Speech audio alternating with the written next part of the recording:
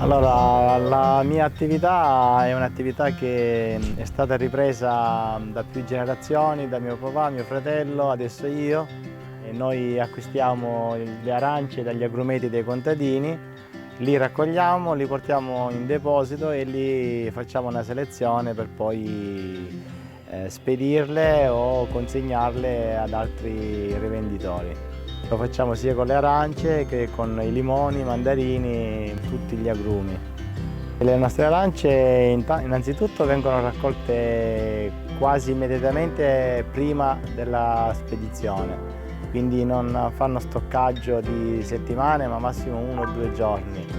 E sono prodotti che non hanno subito nessun tipo di trattamento e come vedete le piante sono nella più totale natura, a chilometro zero, sì, perché i passaggi sono più corti, noi li raccogliamo, li portiamo in deposito e dal deposito vanno direttamente al consumatore.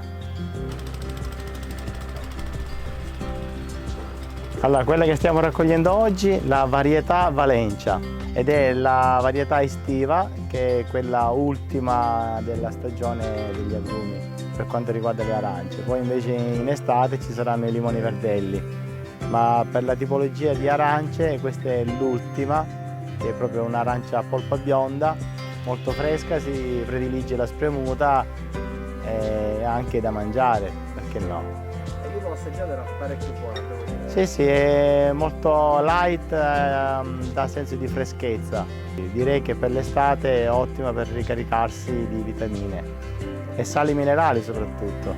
Praticamente mio papà faceva questo lavoro da quando io ancora avevo 5-6 anni, forse ancora dovevo anche nascere. E io sempre dietro di lui mi sono portato dietro questa passione e quindi l'ho continuata fino ad oggi.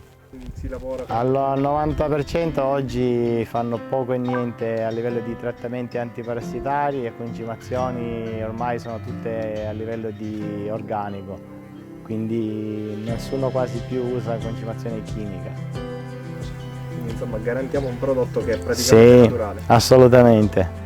Ma infatti tanti le usano anche per farci le marmellate di arance e quindi utilizzano anche la buccia, alcuni fanno anche la marmellata di limoni o fanno i dolci con i limoni perché appunto proprio usano la buccia, perché noi non utilizziamo altri tipi di trattamenti dopo che li portiamo in deposito e quindi la buccia si può benissimo mangiare.